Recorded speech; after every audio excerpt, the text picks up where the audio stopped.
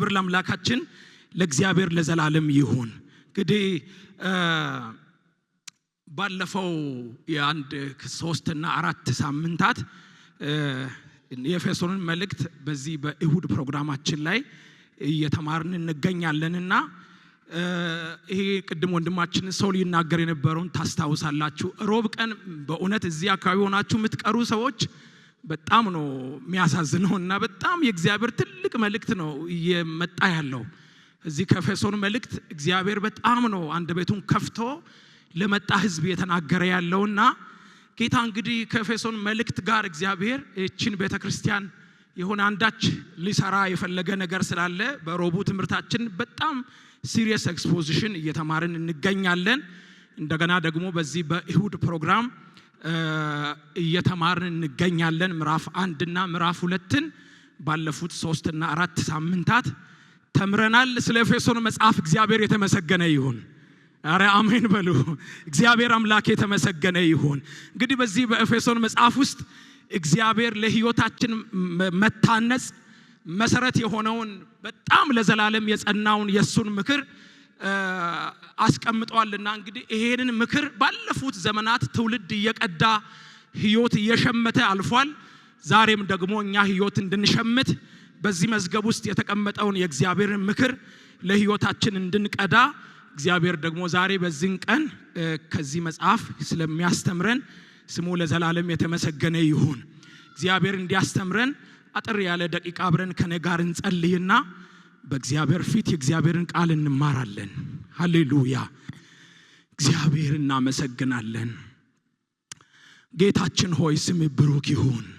ቅድም ወንድሞቼና እህቶቼ ሲዘምሩ በጌታ በኢየሱስ ክርስቶስ እኛ ነፃ እንድንወጣ የተደረገን ነገር ሳስብ እዛ ውስጥ ሆኜ ነበር እየዘመርኩ የነበረው። ጌታ ኢየሱስ ክርስቶስ እርቃኑን ሲጎተት፣ ጌታ ኢየሱስ ክርስቶስ ሲገረፍ ሲተፉበት እና አይኖቹን ፊቱን ሸፍነው በጥፊ የመቱ እስኪ ማን ነው የመታ አሳየን ያሉ ንገረን ያሉ በጣም በኢየሱስ ክርስቶስ ላይ ያሾፉበት ነበር። ያለ ኃጢያቱ የኛን ኃጢያት በመሸከም ያለ በደሉ የኛን በደል በመሸከም መስቀል ላይ የተዋረደውን ኢየሱስ ክርስቶስን ሳስብ ነበር። ይሄ የኤፌሶን መልእክት ይሄንን ነው የምናገረውና በጌታ በኢየሱስ ክርስቶስ የመስቀል ላይ ሥራ ጸድቃቸዋል፣ ድናቸዋል ይለናል። ክብር ለስሙ ለዘላለም ይሁን።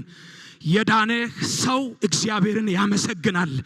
ያመለጠ ሰው እግዚአብሔርን ያመሰግናል። እግዚአብሔር የፈታው ሰው እግዚአብሔርን ያመሰግናል። ከፊት ለፊት ከሚጠብቀው ከዘላለም የጥፋት ዓለም እግዚአብሔር የሸሸገው ሰው እግዚአብሔር የሰወረ ሰው እግዚአብሔርን ያመሰግናል። ስሙ ለዘላለም የተመሰገነ ይሁን። እግዚአብሔር ሆይ ስምህ ብሩክ ይሁን።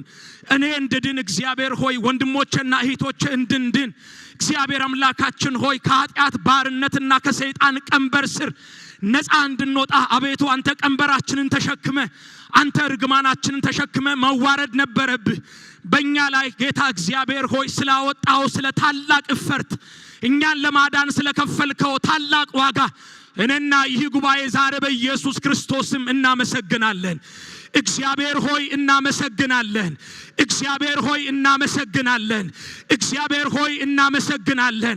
ገንዘብ አይደለም የተሰጠን ቅዱስ እግዚአብሔር ሆይ፣ የምድር ኑሮ አይደለም የተሰጠን እግዚአብሔር ሆይ፣ የወር ደሞዝ አይደለም የተሰጠን ቅዱስ እግዚአብሔር ሆይ፣ መኖሪያ ጎጆ አይደለም የተሰጠን እግዚአብሔር ሆይ፣ የዘላለም ሕይወት ነው የተሰጠን እግዚአብሔር ሆይ። በኢየሱስም እናመሰግናለን። በኢየሱስም እናመሰግናለን። በኢየሱስም እናመሰግናለን። በኢየሱስም እናመሰግናለን። ክብርና ምስጋና ለስምህ ይሁን። እግዚአብሔር አምላካችን ሆይ ብዙን ጊዜ እግዚአብሔር የተደረገልን ነገር ከሌላ ጉዳይ ጋር ነው ምን ተረጉመው። እግዚአብሔር አምላካችን ሆይ በዚህ መዝገብ ውስጥ በዚህ ቃል ውስጥ እግዚአብሔር አምላካችን በጥልቀት እንድንመለከት ጌታ ሆይ አንተ ተዋርደህ አንተ ጌታ ሆይ ዝቅ ብለህ አንተ ብዙ ዋጋ ከፍለህ የራስን ሕይወት እንደሰጠህን እግዚአብሔር ሆይ እያስተማርከን አለ። ዛሬም በቃሊ በኩል ዛሬም በድምጽ በኩል በጌታችን በኢየሱስ ክርስቶስም ቃል የነገረንን እግዚአብሔር ሆይ ምስጢር ወደምናውቅበት ቃል የገለጠልን ቃል እንዲናችሁ ያለንን እግዚአብሔር ሆይ በጌታ በኢየሱስ ክርስቶስም ወደ መረዳት ባለጠግነት እኔና ልጆች እንድታሻግር ዛሬ እንጸልያለን። ቀንበር ሁሉ የወደቀ ይሁን። እስራት ሁሉ የተመታ ይሁን። በጌታ በኢየሱስ ስም የተመታ ይሁን። እግዚአብሔር አካልን እዚህ ያስቀምጠው፣ ስጋን እዚህ ያስቀምጠው። እግዚአብሔር መንፈስን የሚሰርቅ አስተውሎትን የሚሰርቅ እግዚአብሔር ሆይ ከቃል እንዳንቀዳ ከምክር እንዳንቀዳ እግዚአብሔር ሆይ ስትራቴጂክ በሆነው ጦርነት እግዚአብሔር ነፍሳችንን ልዋጋት ያለ የአውሬው አሰራር የአውሬው ስርዓት በኢየሱስ ስም የተወጋ ይሁን። ጩሁና አሜን በሉ። የተወጋ ይሁን በኢየሱስ ስም የተወጋ ይሁን። በኢየሱስ ስም የተወጋ ይሁን። በኢየሱስ ስም የተወጋ ይሁን። እግዚአብሔር ሆይ እጅግ አድርገን እናመሰግናለን። ታናሽ ባሪያ ፊት ያለው በኢየሱስ ክርስቶስም መናገር እንደሚገባኝ እንድናገር አንደበቴን በቃል በመንፈስ እንድትመራው እግዚአብሔር ሆይ ልሰማ የተቀመጠውን ሕዝብን ቅዱስ እግዚአብሔር ሆይ በጌታ በኢየሱስ ክርስቶስም የቃልን ፍቺ እኔ እዚህ ጋር ሳወራ የሚረዳኝ መንፈስ እነሱም እንዲያስተውሉ ያ መንፈስ እንዲረዳቸው በጌታ በኢየሱስ ክርስቶስም እንጸልያለን። ስም ብሩክ ይሁን። በጌታችን በኢየሱስ ክርስቶስ ታላቅ ስም ጸልየናል። አሜን። ክብር ለጌታ ይሁን። ዛሬ ከኔ ጋር አብረን የምንካፈለው የኤፌሶን መጽሐፍ ምዕራፍ 3 ከቁጥር 1 ጀምሮ እስከ 13 ያለውን ክፍል ነው። ምናልባት በስራ ጉዳይ በተለያየ ምክንያቶች ያለፈውን ሳምንት ስንማር የነበረውን መካፈል ያልቻላችሁ እንደገና ደግሞ ዛሬ ለመጀመሪያ ጊዜ ቤተክርስቲያን የመጣችሁ ሰዎች ትንሽ የባለፉት ሳምንታት የተማርናቸውን በጥቂት ደቂቃዎች ውስጥ እና ትንሽ የታሪካዊ ዳራውን ነግርና ዛሬ ወደ ማስተምረው ክፍል እመጣለሁ። እንግዲህ እንደምናውቀው የኤፌሶን መጽሐፍ መጋቢ ኤርሚያስ ታሪካዊ ዳራውን እና ሲያስተምረን የኤፌሶን መጽሐፍ ጻፊ ራሱ ሐዋርያው ጳውሎስ እንደሆነ እንደገና ደግሞ የኤፌሶን መጽሐፍ ተደራሲያን በኤፌሶን ከተማ ውስጥ የሚኖሩ ቅዱሳንና በክርስቶስ ኢየሱስ የታመኑ አማኞች ለነሱ የተጻፈ መልእክት እንደሆነ ተምረናል። የመጀመሪያ ቀን ማለት ነው። እና እንግዲህ ጳውሎስ መልእክቱን የጻፈው በሮም እስር ቤት ላይ ሆኖ አማኞችን ደግሞ ወደ 3 ዓመት የሚሞላ ጊዜን በኤፌሶን ላይ ከቆየ በኋላ የሚገርመው እነዚህ ኤፌሶን አማኞችን ፊት ለፊት የሚያገኝበትን አጋጣሚ ስላልነበረ እሱ በእስር ቤት ስለነበረ እንግዲህ ይህን መልእክት ቲኪቆስ በሚባል ደቀ መዝሙር እጅ ለነሱ በአካል ቢያገኛቸው ሊያስተምራቸው የነበረውን መልእክት በደብዳቤ መልክ እንደጻፈ ባለፈው ተምረናል። እና እንግዲህ የጳውሎስ የጻፋቸውን መልእክቶችን ታሪካዊ ዳራዎቻቸውን ስንመለከት ከነባራዊ ሁኔታ ተነስቶ ነው ብዙ ጊዜ መልእክቶቹን የሚጽፈውና የስተት ትምህርቶች እና የተዛነፉ አመለካከቶች ሲፈጠሩ ያንን ለማጥራት እና የቅዱሳንን ልብ ለመጠበቅ መልእክቱን ይጽፋቸዋል። እና ግን ወደ ኤፌሶን መልእክት ስንመጣ እንደዚያ አይነት አይደለም። እና የሚገርመው አንድ ጠንካራ የመንጋ እረኛ ወይም ደግሞ ጠንካራ የሕዝብ መጋቢ ሕዝቡ የሚደርስበትን ወይም ደግሞ ማወቅ ያለበትን ከልቡ አውጥቶ እንደሚያስተምር ሕዝብ በማይነቃነቅ መሰረት ላይ በክርስቶስ ኢየሱስ ማህተም ላይ እንድታተም ከልቡ ሆን ብሎ የጻፈው መልእክት እንደሆነ ኤፌሶንን እንደዚህ ሰብሰብ አድርገን ስናነብ ያንን መልእክት እንረዳለን ማለት ነው። እንግዲህ የዚህ የኤፌሶን ከተማን ወይም ደግሞ የኤፌሶን ሰዎችን ታሪካዊ ዳራን ስንመለከት በሮም ውስጥ ከሚገኙ ከ5 ታላላቅ ከተማዎች ውስጥ አንዷ ነች ሮም ማለት ነው። እነ ቆሮንቶስ፣ እነ አንጾኪያ፣ እነ አሌክሳንድሪያ እና ሮምና ኤፌሶን ተብላ እነዚህ 5ቱ ከተሞች ውስጥ አንዷ ስትሆን ሐዋርያ ሥራ መጽሐፍ ምዕራፍ 18 ከቁጥር 19 ጀምሮ እስከ 21 እንደተዘገበው ዘገባ ጳውሎስ በሁለተኛ የሚሽን ጉዞ ወይም ደግሞ የወንጌል አገልግሎት ጉዞ ይችን ከተማ እንደጎበኛትና በሶስተኛ የወንጌል ጉዞ ወቅት ከ2 ዓመት እስከ 3 ዓመት ባለው ጊዜ ቆይታን አድርጎ የኤፌሶን ቤተክርስቲያን እንድትወለድ ወይም ደግሞ እንድትመሰረት እንደተደረገ የሐዋርያ ሥራ መጽሐፍ ምዕራፍ 19 ላይ ሰፊ ትንታኔ ይሰጠናል ማለት ነው። እንግዲህ የኤፌሶን ከተማ ነባራዊ ሁኔታን የነበረችበትን በዚህ በመጽሐፉ ታሪካዊ ዳራ ስንመለከት እጅግ በጣም የንግድ እና የፖለቲካ እንዲሁም የሃይማኖት ማዕከል በመሆኗ በንግዷ ሰፊውን ዓለም የምታስተሳስር የምታገናኝ በፖለቲካ ታላቁን የቄሳርን አመራር የምታቀነቅንና በሃይማኖት ደግሞ የግሪክን ታላቂቱ አምላክ ተብላ በዓለም ሁሉ ታላቅ ተብላ የምትታወቀውን አርጤሚስን ወይም ደግሞ በሮም ዲያና የፈርቲሊቲ ጎድስ የምትባለው ማለት ነው የለምነት አምላክ ሰዎች መካኖች ሲሆኑ መውለድ ሳይችሉ ሲቀሩ መሬታቸው ሲደርቅ ሄዶ መስዋዕት ያቀረቡ ግብር እየገበሩ እና የሚለምኗት አንድ አርጤሚስ ወይም ደግሞ ዲያና ተብላ በምትጠራ በዚህ በትልቅ ጣዖት አምልኮ እጅግ በጣም ሰፊውን ሴንቸሪስ በመውሰድ የምትመለክ አምላክ በዚህ በኤፌሶን ከተማ እንደነበረ እንግዲህ በዚህ ቀውጢ በሆነችው ከተማ ውስጥ ነው እንግዲህ ለክርስቶስ ኢየሱስ የተለዩ ቅዱሳንና ለክርስቶስ ኢየሱስ የታመኑ ወንድሞች የተገኙት። ክብር ለአምላካችን ለእግዚአብሔር ይሁን እና ስለ ቅድስና ብዙ በሚነገርበት በሚሰበክበት የሃይማኖት ስርዓቶች ብዙ በሚወሩበት መቀደስ ለእግዚአብሔር መኖር ብዙ ላይ ያስቸግር ይችላልና አንዱ ሌላውን ስለሚያበረታታ ማለት ነው።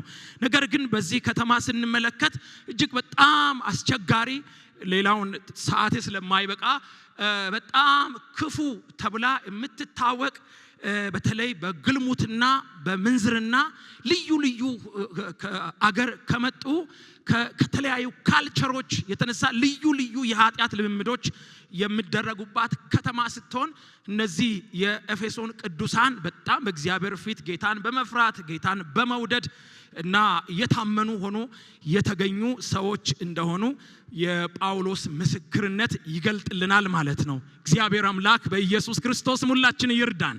አንዳንድ ጊዜ መልካም ነገር ሲኖር መልካም መሆን ጥሩ ነው። በጎ ነገር ሲኖር በጎ መሆን ጥሩ ነው። ክፉ ዘመን ላይ ለእግዚአብሔር የተለየ ሆኖ መገኘት እጅግ መታደል ነውና እግዚአብሔር በተለይ ደግሞ በዚህ በክፉ ዘመን የቤተክርስቲያን ስርዓት የሃይማኖት ስርዓት ሁሉ ነገር ጋድ ወጥቶ የተበላሸ ባለበት ዘመን ላይ ለእግዚአብሔር የተለየን ሆነ እንድንገኝ እግዚአብሔር በብዙ ጸጋው ይርዳን። እባካችሁ አሜን በሉ። እንግዲህ እንደዛ ታሪካዊ ዳራውን ከነገርኳችሁ ምዕራፍ አንድን ጠቅለል አድርገን እንደዚህ በአንድ ሐሳብ ስንገልጸው ባለፈው የተማርነውን ማለት ነውና በክርስቶስ ኢየሱስ በሰማያዊ ስፍራ በመንፈሳዊ በረከት ሁሉ ተባርካችኋል ይላልና በትልቁ ማለት ነውና በትልቁ ታፔላ ላይ በክርስቶስ ኢየሱስ በሰማያዊ ስፍራ በመንፈሳዊ በረከት ሁሉ ተባርካችኋል የሚገርም ልብን የሚያሞቅ ሰው ምን ማለት ነው ብሎ ጠጋ ብሎ ወደ ውስጥ መጥቶ ውስጥ ያለውን በጣም ሴሌብሬት እንዲያደርግ ውጪ ያለው ምን ማለት ነው ብሎ እንድጠጋ የሚያደርግ ትልቅ የቴሲስ ስታትመንት በዚህ ክፍል ላይ እናገኛለንና በጣም አጭርና ግልጽ የሆነ መልእክት ማለት ነው። የበረከቱ አይነት ሰማያዊ እንደሆነ ነገር ግን ምድራዊ እንዳይደለ የበረከቱ ይዘት መንፈሳዊ እንደሆነ ነገር ግን ቁሳዊ እንዳይደለ እና የበረከቱ ምክንያት በክርስቶስ ተባረካችኋል። ክርስቶስ ኢየሱስ በፈጸመውና በከፈለው ስራ ተባረካችኋል። የተባረካችሁት በራሳችሁ ጥረት በራሳችሁ በጎ ነገር በራሳችሁ መልካም ስራ ሳይሆን ነገር ግን በክርስቶስ ኢየሱስ ተባረካችኋል። የበረከቱ ኤጀንት ኢየሱስ ክርስቶስ እንደሆነ ይለናልና እንግዲህ የበረከቱን ይዘት ታዲያ ምን ማለት ነው? ይሄ ሰማያዊ ነው፣ እንደገና መንፈሳዊ ነው፣ እንደገና በክርስቶስ ኢየሱስ ነው የተባረካችሁ ስል ምን ማለት እንደሆነ ጠለቅ ብሎ በተለይ ምዕራፍ 1 ላይ ይገልጻልና ከእግዚአብሔር ጋር የተደረገ እርቅን ነው። ክብር ለጌታ ይሁን እና የኃጢአት ይቅርታን ስለማግኘት የእግዚአብሔር ልጆች ስለመሆንና የክርስቶስ ወራሾች ለመሆን ተስፋን ስለማግኘት ነው። ይሄ ታላቅ በረከት ተባርካችኋል ስለን ምድራዊ በረከት እዚህ ምድር ላይ የሚቆጠር አንድ ሁለት ተብሎ የሚነገር ሳይሆን ነገር ግን በረከቱ ሰማያዊ ነው። በረከቱ መንፈሳዊ ነው። በረከቱን የባረከን ጌታችን ኢየሱስ ክርስቶስ ወይም ደግሞ በጌታችን በኢየሱስ ክርስቶስ በኩል እንደሆነ ምዕራፍ 1 በደንብ አድርጎ ያብራራልናል። ክብር ለአምላካችን ለእግዚአብሔር ይሁን። ጳውሎስ ምዕራፍ 1ን ሲዘጋ ይሄ በረከት ለእናንተ ብቻ አይደለም፣ በዘመን ፍጻሜ ይደረግ ዘንድ ያለው የእግዚአብሔር ሐሳብ በሰማይና በምድር ያለውን ሁሉ በዚህ በረከት መጠቅለል ነው ብሎ ፊውቸር ተስፋን ሰጥቶ ይዘጋል። በቤተ ክርስቲያን በኩል በቤተ ክርስቲያን አልፎ እግዚአብሔር ምድር ላይ ያሉትን በሰማይና በምድር ያሉትን ሁሉ ወደ እቅፉ ወደ ፍቅሩ ይጠራቸዋል ብሎ ምዕራፉን ይዘጋል ማለት ነው። ምዕራፍ 2ን ስንመለከት ምዕራፍ 1 ላይ የተጠቀሱ ድንቃድንቅ በረከቶች የናንተ እንዲሆኑ ፈጽሞ የናንተ የሆነ አበርክቶት ምንም የለም።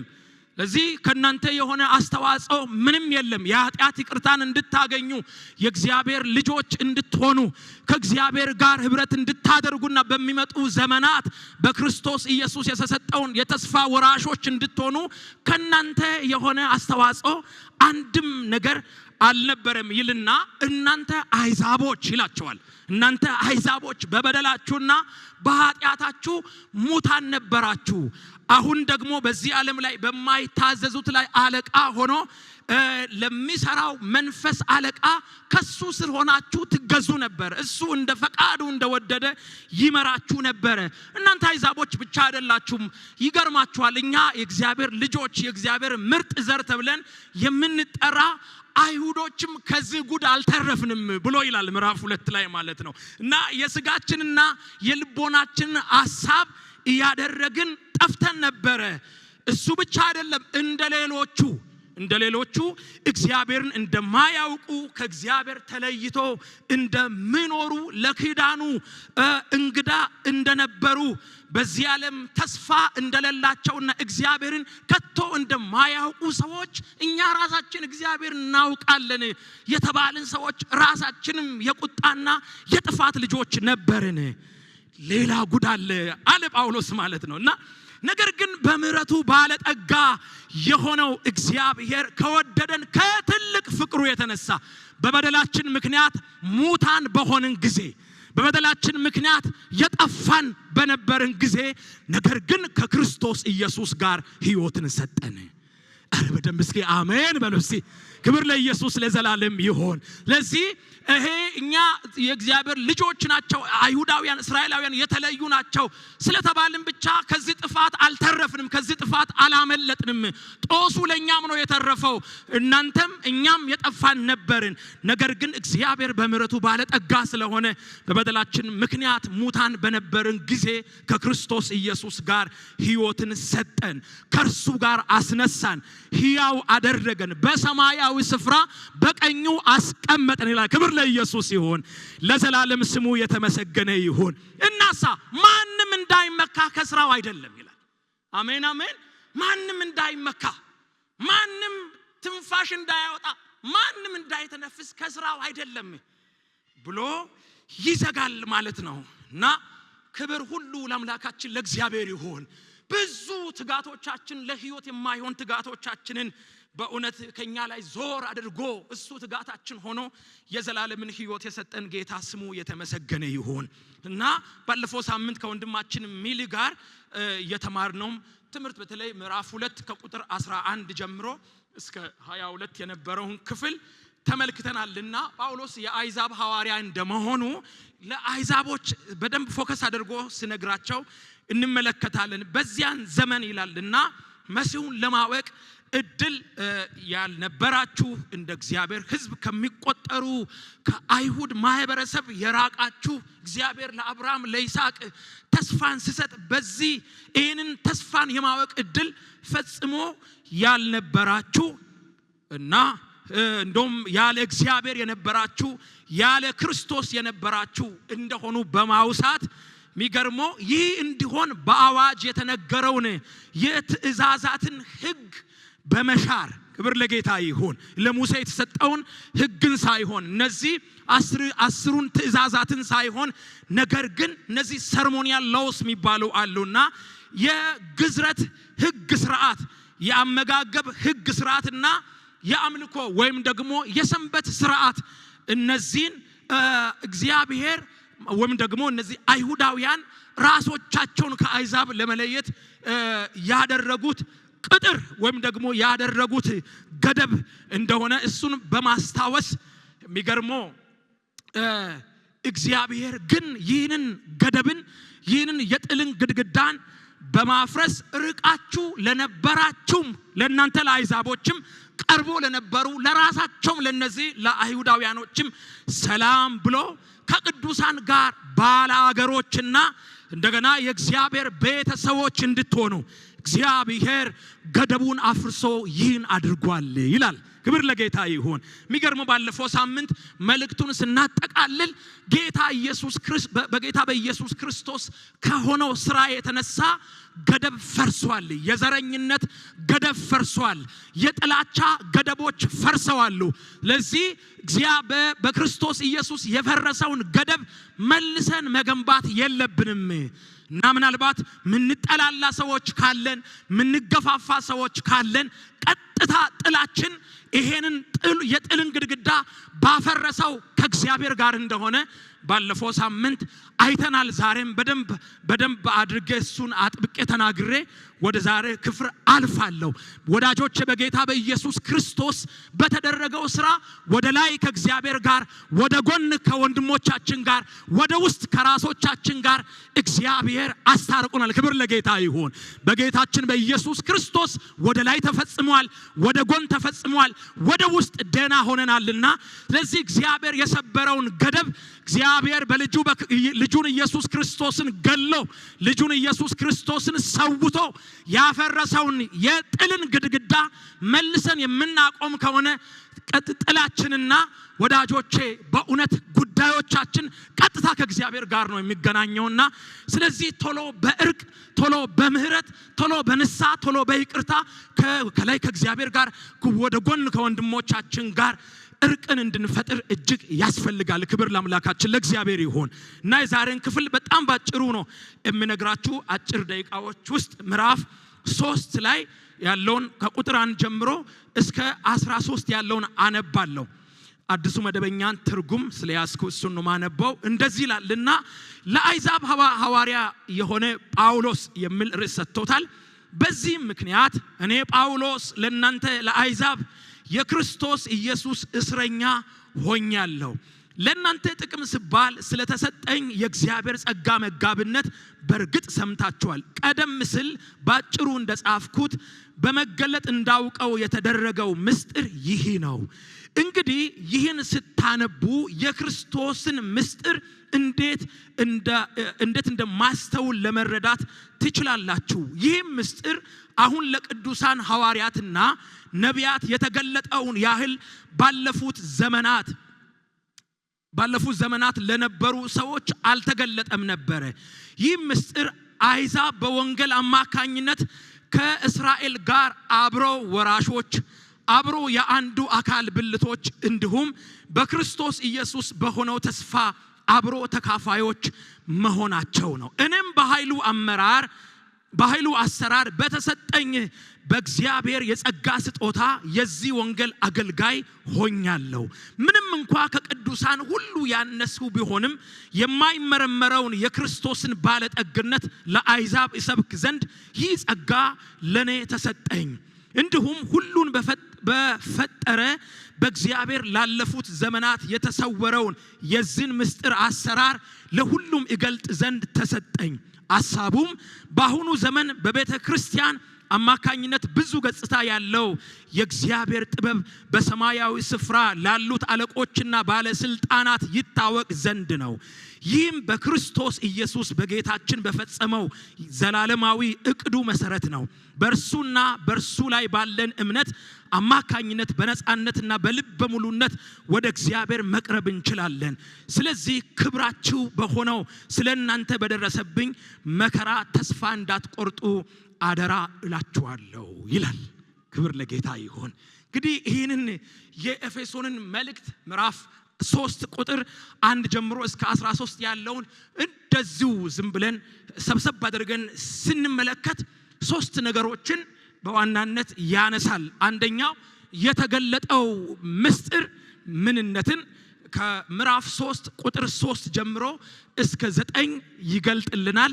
ሌላው በተገለጠው ምስጢር ውስጥ የጳውሎስ ሚና ከምዕራፍ 3 ቁጥር 1 እስከ 2 እና ቁጥር 13 ላይ ይነግረናል። ሶስተኛ በተገለጠው ምስጢር ውስጥ የቤተ ክርስቲያን ታላቁ ሚናና ወይም ታላቅ ሚናና ስፍራ ይህንን ከምዕራፍ 3 ቁጥር 10 ጀምሮ እስከ 12 በተጠቀሰው ክፍል በሰፊው ስንመለከት የምናገኘው ይሆናል ማለት ነው። እንግዲህ የተገለጠው ምስጢር ጳውሎስ ይሄ ምስጢር አሁን ተገልጧል ብሎ ለዘመናት ተሰውሮ ነበረ። ጌታችን ኢየሱስ ክርስቶስ ወደዚህ ዓለም ሥጋ ለብሶ ከመምጣቱ በፊት በነበሩ አገልጋዮች በነበሩ ትውልዶች ዛሬ ላይ በዚህ ዘመን እንደተገለጠ ፈጽሞ ባለፉት ዘመናት እንዳልተገለጠ ነገር ግን በክርስቶስ ኢየሱስ መምጣት ይሄ ታላቅ የሆነው ምስጢር እንደተገለጠ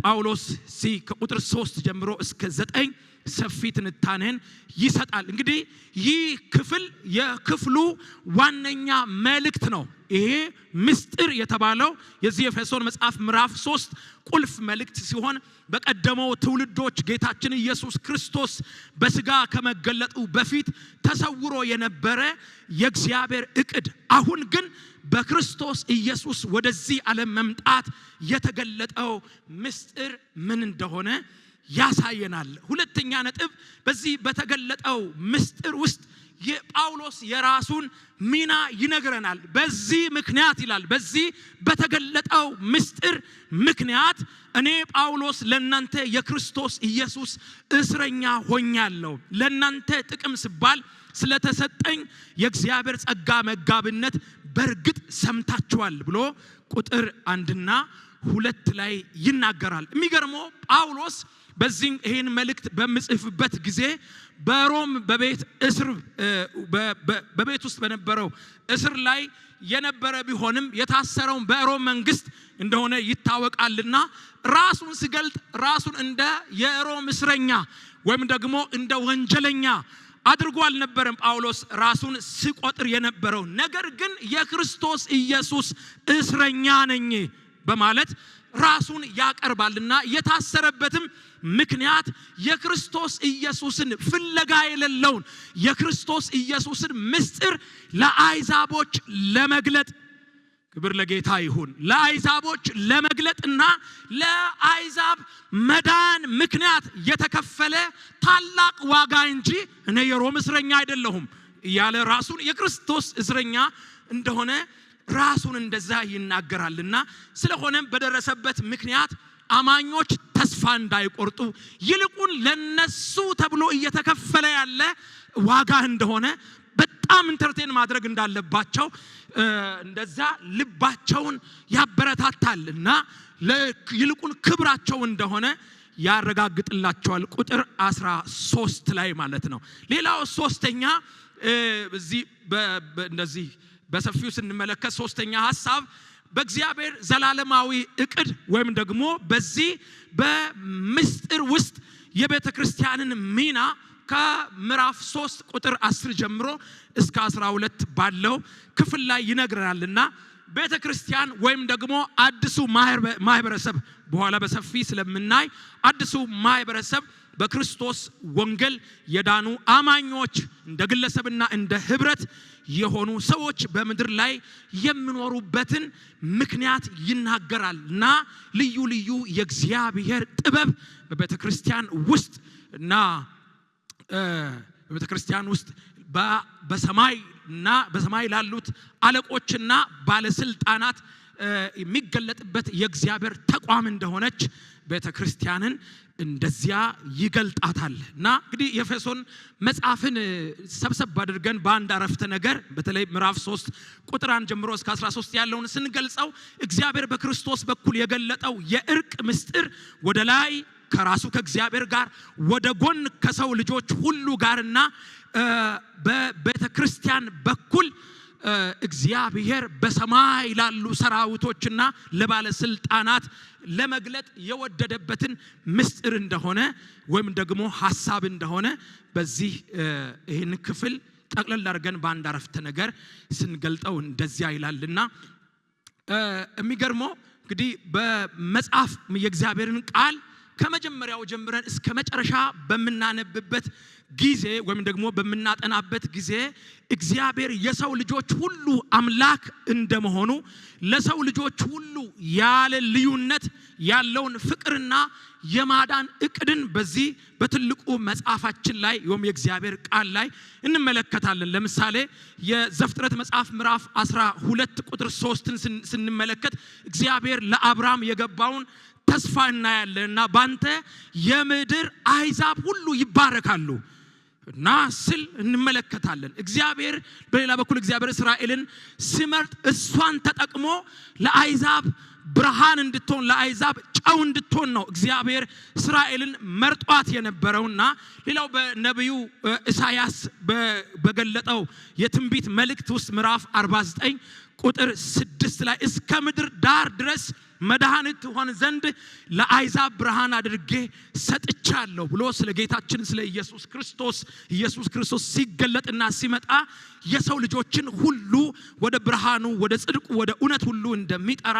የእግዚአብሔር ቃል ላይ ተጠቅሶ በብሉይ ኪዳን ላይ እናያለንና እንግዲህ በብሉይ ኪዳን መጽሐፍ ይህን ያህል አሕዛብን የሚያካትት ተስፋ ካለ ምስጢር እንዲባል ያደረገው ነገር ምንድነው ያልን እንደሆነ እንግዲህ በብሉይ ኪዳን ዘመን ደግሞ በኦልድ ቴስታመንት እራ አንድን አይሁዳዊን ጠርታችሁ ቀረብ ብላችሁ አንድ አሕዛብ እግዚአብሔር ጋር መቅረብ ይችላል ወይ እግዚአብሔርን አምላክ ንጉሴ ብሎ መጥራት ይችላል ወይ ብላችሁ ብትጠይቁት ምናልባት ይችላል ይላችኋል ማለት ነው።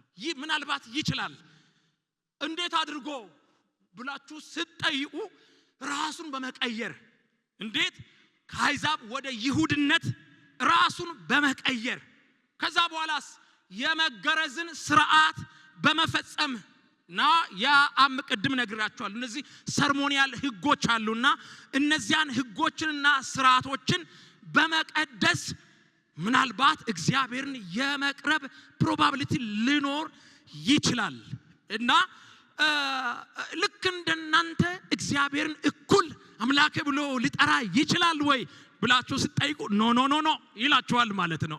ኖ ይላችኋል እና እነሱ ራሳቸውን ለእግዚአብሔር የተለዩ ምርጥ ዘር ሌላ ሁሉ የተረገመ ኢቭን ሲጸልዩ እግዚአብሔር ሆይ እኔን አሕዛብ አድርገህ ስላልፈጠርከኝ አመሰግናለሁ እያሉ ሁሉ ጊዜ በየሞርኒንጉ ይጸልያሉ ማለት ነውና ስለዚህ ከናንተ ጋር እኩል እግዚአብሔርን አባ ብሎ እግዚአብሔርን ንጉሴ እግዚአብሔርን አምላኬ ብሎ ፈጽሞ መጥራት እንደማይችሉ አንድ አይሁዳዊ ይነግራቸዋል ማለት ነውና ይህን ሁሉ ሥርዓት ቢፈጽምም እንኳን እግዚአብሔር ጋር በጥቂቱ ይቀርባል።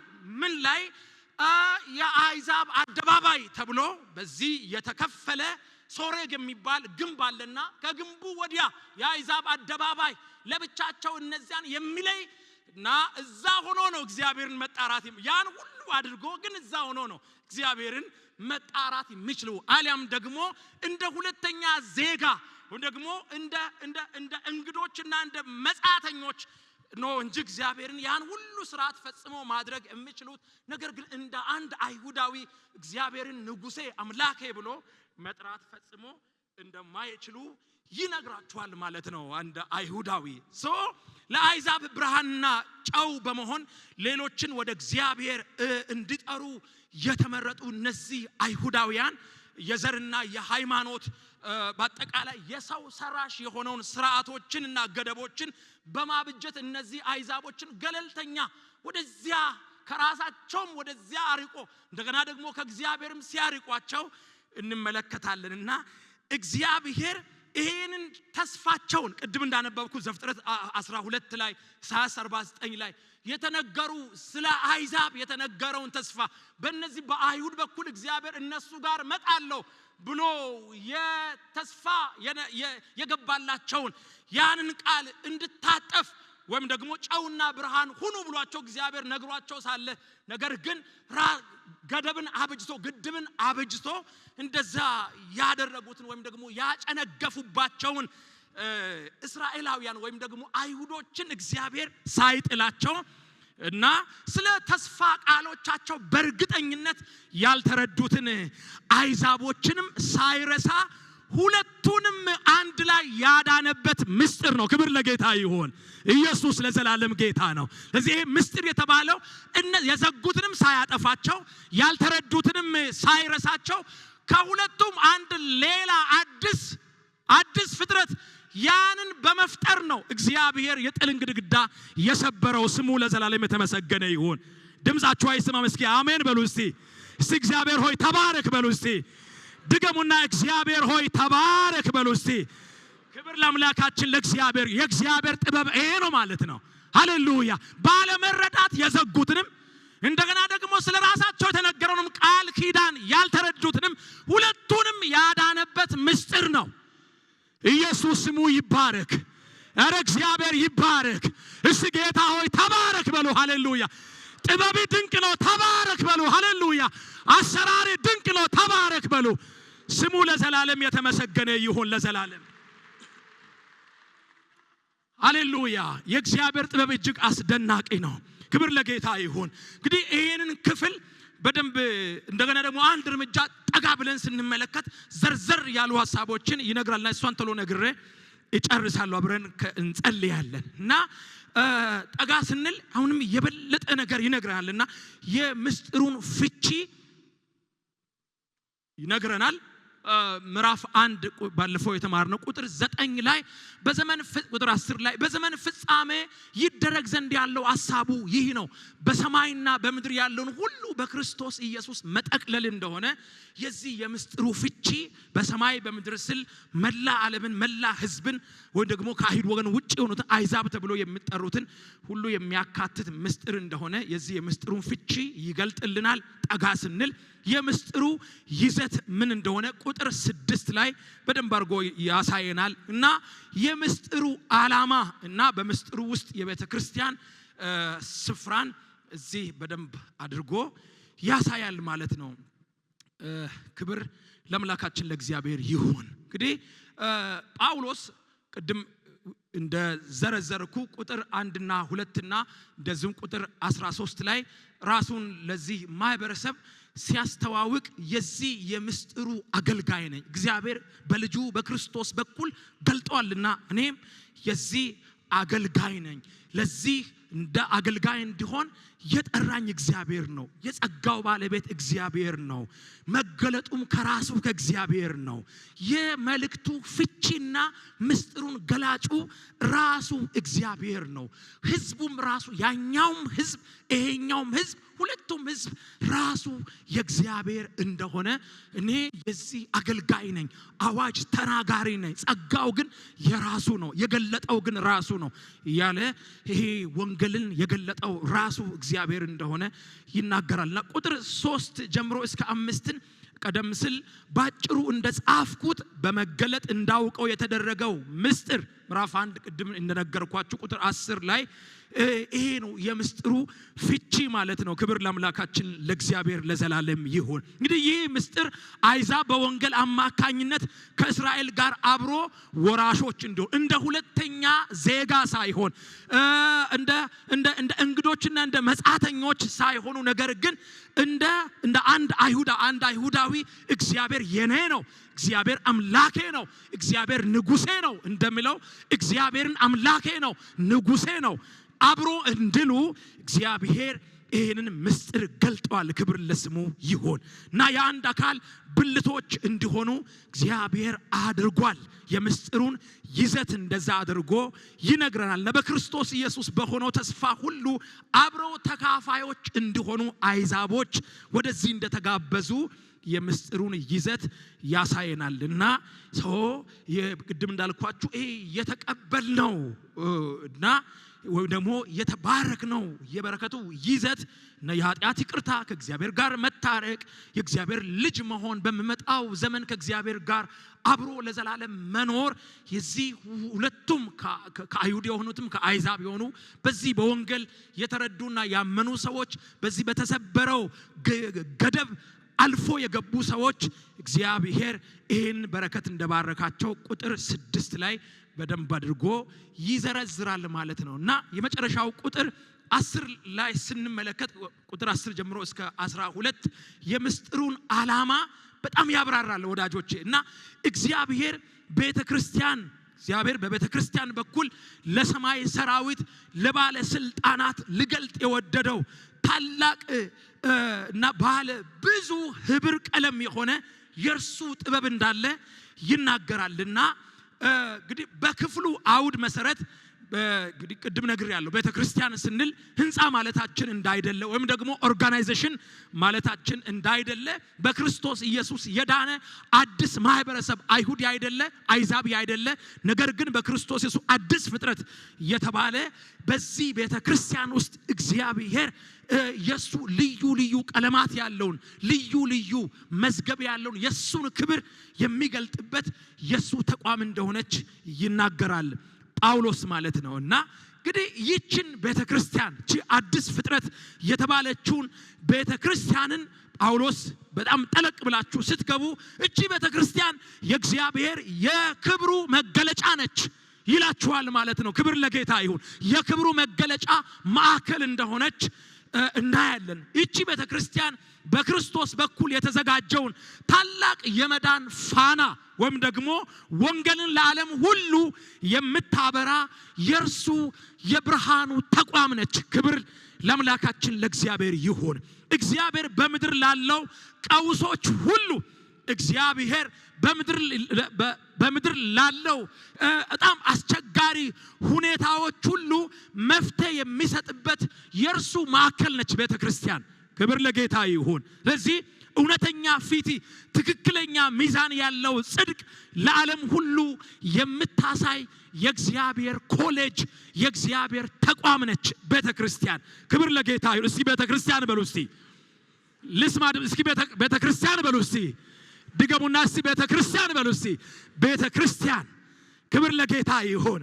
ፍቅርን መዋደድን ሰላምን አብሮ መኖርን እንደ ህብር ቀለማት ለሰማይ ሰራዊት በእውነት ለባለ ስልጣናት የምታሳይ የእግዚአብሔር ምልክት ነች ክብር ለእግዚአብሔር ይሁን ወዳጆቼ በመድር ላይ በጣም ጠቃሚ ድርጅቶች አሉ እጅግ ውድ የሆኑ ድርጅቶች ከነዛ ድርጅቶች ሁሉ ቤተክርስቲያን እጅግ በጣም የከበረች ነች ክብር ለጌታ ይሁን ቤተክርስቲያን እጅግ በጣም ውድ ተቋም ነች ኢየሱስ ለዘላለም ጌታ ነው ቤተክርስቲያን እግዚአብሔር የኃጢአትን ኃይል በአደባባይ ላይ የሚያዋርድበት እግዚአብሔር የአጋንንትን ቅስም የሚሰብርበት የእግዚአብሔር ተቋም ነች ስሙ የተባረከ ይሁን እስኪ ድገሙና ቤተክርስቲያን በሉ እስቲ ሃሌሉያ ድገሙና ቤተክርስቲያን በሉ እስቲ ቤተክርስቲያን ክብር ለኢየሱስ ለዘላለም ይሁን አጋንንት ቅስሙ የሚሰበርበት ሃሌሉያ ኃጢአት የሚዋረድበት ኃጢአትን መኮነን የቻለው ይሄ ማህበረሰብ ነው አመጽን መኮነን የቻለው ኖ ማለት የቻለው ይሄ ማህበረሰብ ነው ኢየሱስ ለዘላለም ጌታ ነው በመድር ላይ ኖሮ በሰማይ አገር ያለኝ ያለው ይሄ ማህበረሰብ ነው ቤተክርስቲያን የክርስቶስ ታላቅ የክብሩ መገለጫ የሱ የክብሩ ውበት ነች ኢየሱስ ለዘላለም ጌታ ነው ባከጆሲ ስለ ቤተክርስቲያን እግዚአብሔርን አመስግኑልኝ ሃሌሉያ አጨብጭቡ ስሙ ለዘላለም የተመሰገነ ይሁን ለዘላለም ሃሌሉያ ኢየሱስ ለዘላለም ጌታ ነው ኢየሱስ ለዘላለም ጌታ ነው ኢየሱስ ለዘላለም ጌታ ነው ቤተክርስቲያን ሆይ ቦታሽን አትርሺ ሃሌሉያ ክብርሽን አትጣይ ኢየሱስ ለዘላለም ጌታ አንዳንድ ጊዜ በእውነት የክብሩ መገለጫ ፍቅር የሚደምቅበት ሰላም የሚደምቅበት ረፍት የሚደምቅበት እዚህ ሆኖ ሳለ ከውጭ ሰላም እንጠብቃለን ከፖለቲካው ይቅርታ አድርጉልኝ ከፖለቲካ ሰላም እንጠብቃለን ከውጪ መረጋጋት እንጠብቃለን የመረጋጋት ምክንያት ቤተክርስቲያን ነች ኢየሱስ ጌታ ነው የሰላም ምክንያት ቤተክርስቲያን ነች ሃሌሉያ ስሙልኝ ኢየሱስ ለዘላለም ጌታ ነው ከውጪ ሰላም እንጠብቁ እዚህ ያለውን ጸሎት እየተውን እዚህ ያለውን ህብረት እየተውን እዚህ ያለውን በእውነት አምልኮ እየተውን ነገር ግን ከውጪ ሰላም የምንጠብቅ ሰዎች አድቡ ይላችኋል እግዚአብሔር ኢየሱስ ለዘላለም ጌታ ነው ቤተክርስቲያን የክብሩ መገለጫ ነች ቤተክርስቲያን የሰላም ምንጭ ነች ኢየሱስ ጌታ ነው ቤተክርስቲያን ሰላምን ወደ ምድር ሁሉ የምትልክ ነች ቤተክርስቲያን የእግዚአብሔር የእርቁ ተቋም ነች ኢየሱስ ለዘላለም ጌታ ነው ኢየሱስ ጌታ ነው ለዚህ ቤተክርስቲያን ሆይ እንደዚህ ብዬ ልጨርስ ጥርሽ ታላቅ ነው ክብር ለጌታ ይሁን ስፍራሽ ከፍተኛ ነው ሃሌሉያ ዛሬ እንደምናስበው ዛሬ እንደተረዳነው ዛሬ እንደምንመላለሰው አይደለም የቤተክርስቲያን ጥሪ ከዚህ የጎላ ነው የቤተክርስቲያን ጥሪ ከዚህ ከፍ ያለ ነው ክብር ለጌታ ይሁን ቤተክርስቲያን ሲባል ሰይጣን ይንቀጠቀጣል ኢየሱስ ጌታ ነው ቤተክርስቲያን ሲባል ሰይጣን ቅስሙ ይሰበራል ቤተክርስቲያን ሲባል ሰይጣን ይብረከረካል ሃሌሉያ ቤተክርስቲያን ለምን ከጨለማ ያመለጠ ማህበረሰብ ነው የሱን መንግስት የሚመታ ማህበረሰብ ነው የሱን መንግስት ለማፍረስ እግዚአብሔር የተከለው ተቋም ነው አጭሁና አሜን በሉ ኢየሱስ ጌታ ነው ወይ ሃሌሉያ ጎናችሁ ያለው ሰው ያዝነው አንተ ተራ ሰው አይደለም ልዋጋቱ ንገሩ ዝም ብሎ ሰው አይደለህም በሉ እስቲ ምናልባት የለበስነው ምናልባት እኛ ጋር ያለው ጥቂት ነገር ሊሆን ይችላል ግን ደግማችሁ ንገሩ አንተ ተራ ሰው አይደለህም በሉ አንተ ምንም ሰው አይደለህም በሉ ሃሌሉያ አንተ የከበርክ ሰው ነህ ሃሌሉያ ሰይጣን ሼክ መታደርግ ነው ኢየሱስ ጌታ ነው ዋው ሃሌሉያ ኢየሱስ ጌታ ነው ምን አይነት ድንቅ ምስጢር ነው ክብር ለጌታ ይሁን ክብር ለጌታ ይሁን ሳቴን ጨርሻለሁ እዚህ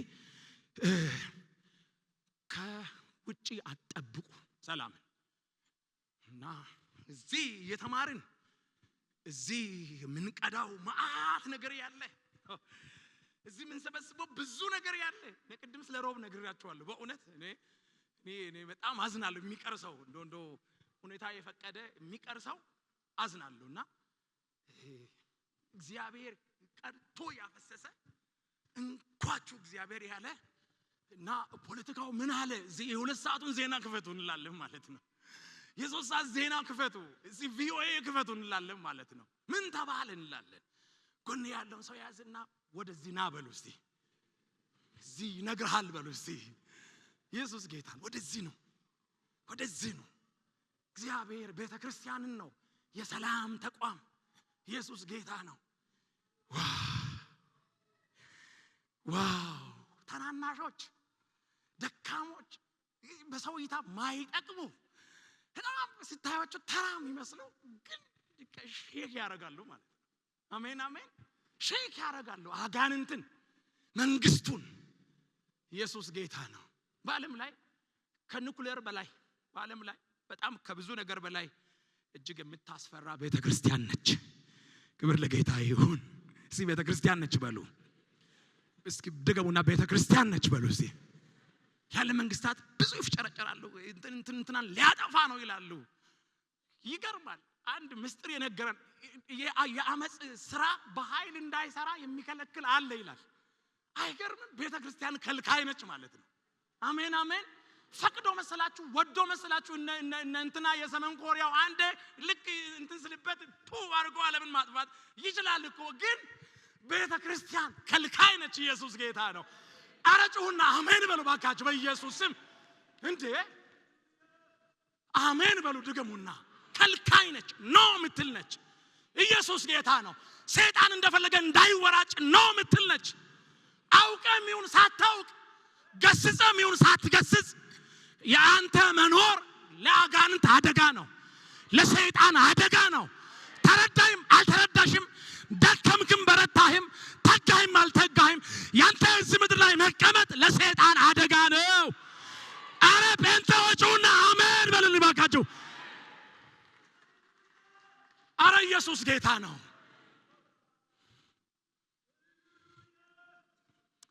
ስሙ ይባረክ። ይገርማል። በሰማይ ላሉት አለቆች ይላል። ይሄ እዛ ምዕራፍ 2 ላይ ራይት ነው። አሁን እንኳን በማይታዘዙ ልጆች ላይ አለቃ ሆኖ የሚሰራው እሱ መንፈስ አንቺ ብቅ ስትይ ይንቀጠቀጣል። አሜን አሜን። በሰማይ ያሉ አለቆች ባለስልጣናት አያችሁ፣ ተራው የሚመስሉ ግን ስልጣኑ የእናንተ አይደለም። ሃሌሉያ። ስልጣኑ ግን የነዚህ ተራ የሚመስሉ ሰዎች ነው። ስሙ ለዘላለም የተመሰገነ ይሁን። ስለዚህ ቤተክርስቲያን ሆይ ተመንሽን እወቂ። ወንድሜ፣ እናቶቼ፣ አባቶቼ ተመናችሁን እወቁ። የሆነ ነገር ውስጥ የገባን ይሄ በወንጌል ያገኘነውን ነፃነት በክርስቶስ ኢየሱስ የተጎናጸፍነውን ይሄንን ድል አድራጊነት አሸናፊነትን በዘረኝነት ጎጥ ውስጥ የገባን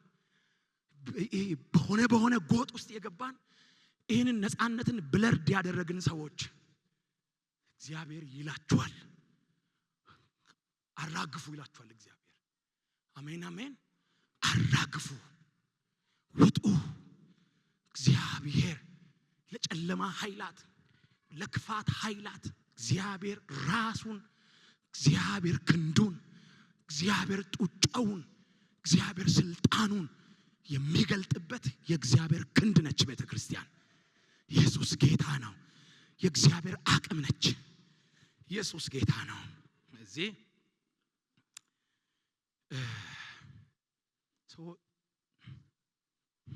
የከበበንን ጥለን ቶሎ እንድንወጣ ከተሰወርንበት ቶሎ እንድንወጣ እግዚአብሔር ይፈልጋል። እና ተነስተን መዝገቡን ይሄንን መጽሐፍን እንድንገልጥ እዚህ ውስጥ ቅድም እንዳልኳችሁ ለክብራችን እግዚአብሔር ያስቀመጠውን እዚህ መዝገብ ውስጥ ያለውን እንድናገላብጥ ቤተክርስቲያን ሆይ ንቅ ይልሻል። ወንጌሉን እንድንገልጥ የእግዚአብሔርን ጥበብ እንድናበራ እግዚአብሔር ጠርቶናል። ክብር ለአምላካችን ለእግዚአብሔር ለዘላለም ይሁን። ኢየሱስ ለዘላለም ይባረክ። ለዚሁ የጠራን እግዚአብሔር ይባረክ። ጌታ ስሙ ይባረክ። ወዳጆቼ ጌታ ይባረክ። ጌታን እስቲ አመስግኑልኝ። በእውነት እግዚአብሔር ለዚህ የጠራን ስሙ ለዘላለም የተባረከ ይሁን። ለዚህ የጠራን እግዚአብሔር ይሄንን ነው። እግዚአብሔር ይሄንንም ይሄ የማዳኑ ከዚህ በኋላ በዓለም ላይ ቢሊየን ዓመት ምንቀጥል ቢሆን፣ ከዚህ በኋላ ሚሊየን ዓመት በምድር ላይ ምንቀጥል ቢሆን የቤተክርስቲያን ክብሩ አይሻርም። የቤተክርስቲያን ዝናዋ አይሻርም። የቤተክርስቲያን አስፈሪነቱ አይሻርም። እግዚአብሔር በዚህ ውስጥ ያለፈ ነው ሰዎችን ወደ ብርሃኑ የሚጠራው። በዚህ ውስጥ እግዚአብሔር ያለፈ ነው ሰዎችን ወደ ጽድቅ የሚያመጣው። እግዚአብሔር ስሙ ብሩክ ይሁን ለዘላለም።